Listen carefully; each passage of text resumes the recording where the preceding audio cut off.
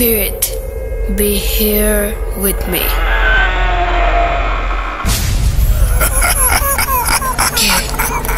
কে তুমি? Bhoot.com. The fear returns.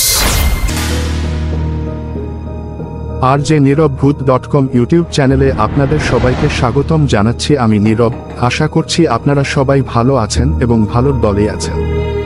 আপনারা ভালোবাসেন বলেই প্রতি বৃহস্পতিবার রাত 11:59 আমরা ফিরে আসি এই ইউটিউব চ্যানেলে। আমরা চাই আপনারা প্রতিনিয়ত জেনে যান কোন ঘটনাটি আজকে আমরা শোনাবো আপনাদেরকে। আর সেজন্যই আমাদের এই চ্যানেলটি আপনারা সাবস্ক্রাইবও করুন। আমাদের ঘটনাগুলি যদি আপনাদের কাছে ভালো লাগে তাহলে অবশ্যই লাইক দিন, কমেন্ট করুন এবং শেয়ার করুন।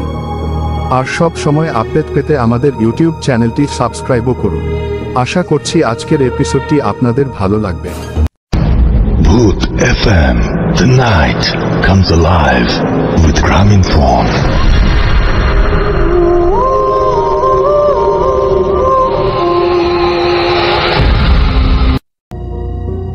আসসালামু আলাইকুম নীরব ভাই, আশা করছি ভালো আছেন এবং ভালোর দলই আছেন।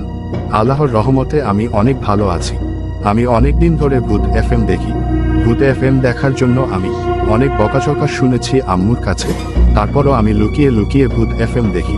অনেক দিন ধরে তো অনেক জনের ঘটনা শুনলাম। অনেক ভেবেচিন্তে ব্যস্ত সময়টা পার করে আজকে একটা ঘটনা লিখে পাঠালাম। ঘটনাটি হলো আমার সাথে এবং আমার বন্ধুর সাথে ঘটে। আপনাকে পড়ার জন্য অনুরোধ করা হলো। ভালো লাগলেই পড়ে শোনাবেন নীরব ভাই। ঘটনাটি আমি আমার ভাবে পড়ে শোনাই। আমার নাম জিহাদ, বাসা চুয়াডাঙ্গা জেলার আলমডাঙ্গা থানায়। আমি হরর বা প্যারানর্মাল সম্পর্কে কখনো বিশ্বাস করতাম না যদি এই ঘটনাটি আমার সাথে না ঘটত। 28শে ফেব্রুয়ারি 2008, সে আজ থেকে প্রায় 16 বছর আগের ঘটনা। সেদিন আমি আর আমার বন্ধু মিলে ঠিক করলাম মাছ ধরতে যাব। তো যেই ভাবা সেই কাজ। মাছ ধরতে যাওয়ার টাইম ঠিক করলাম ভোর 4টার সময়।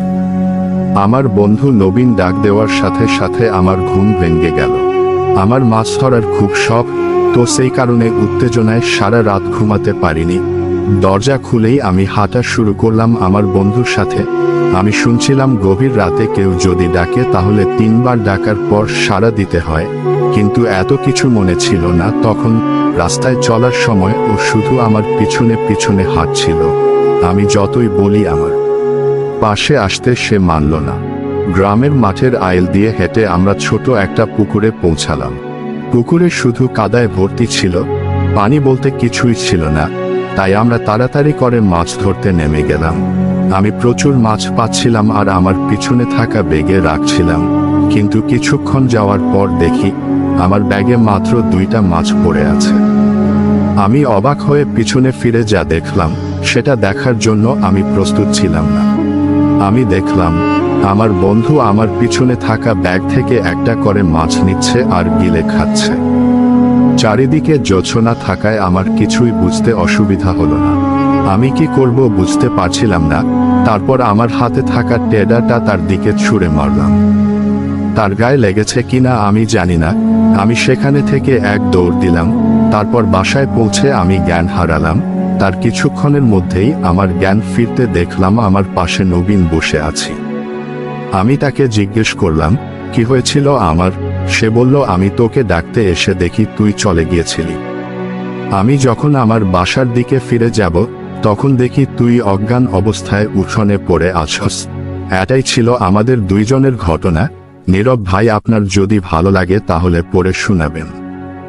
এই বলে তিনি তার ঘটনা শেষ করেন। এবার আমরা ফিরে যাব পরবর্তী ঘটনায়।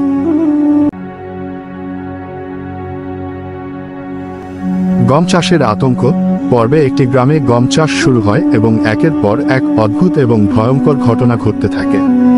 ঘটনার শুরুতে গ্রামে একজন চাষি সিদ্ধান্ত নেন যে তিনি গম চাষ করবেন, কারণ এটি বেশ লাভজনক বলে মনে হয়। চাষি জমি প্রস্তুত করেন এবং চাষ শুরু করেন, কিন্তু কিছুদিন পর থেকেই গ্রামে অদ্ভুত কিছু ঘটনা ঘটতে শুরু করে। রাতের বেলা জমি থেকে অদ্ভুত শব্দ শোনা যায় আর চাষির পরিবারের লোকজন ঘুমের মধ্যে ভয়াবহ দুঃস্বপ্ন দেখে। একদিন চাষি মাঠে গিয়ে দেখতে পান যে পি গাছগুলো থেকে অদ্ভুত সব ছায়া বের হচ্ছে এবং সেগুলো যেন জীবন্ত।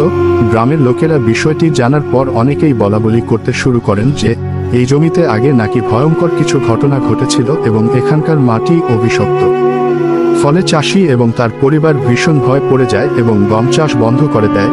কিছুদিন পর একজন বয়স্ক মানুষ গ্রামের মন্দিরে এসে জানায় যে এই জমিতে আগে একটি প্রাচীন কবরস্থান ছিল এবং সম্ভবত এই কারণেই এত সব অদ্ভুত ঘটনা ঘটছে। মন্দিরের পুরোহিত একটি পূজার আয়োজন করেন যাতে গ্রামের লোকজন শান্তি ফিরে পেতে পারে। এই ঘটনার পর থেকে গ্রামের মানুষজন জমি চাষের ব্যাপারে খুব সতর্ক হয়ে যায় এবং বিশেষ করে সেই জমির আশেপাশে রাতে না যাওয়ার চেষ্টা করে।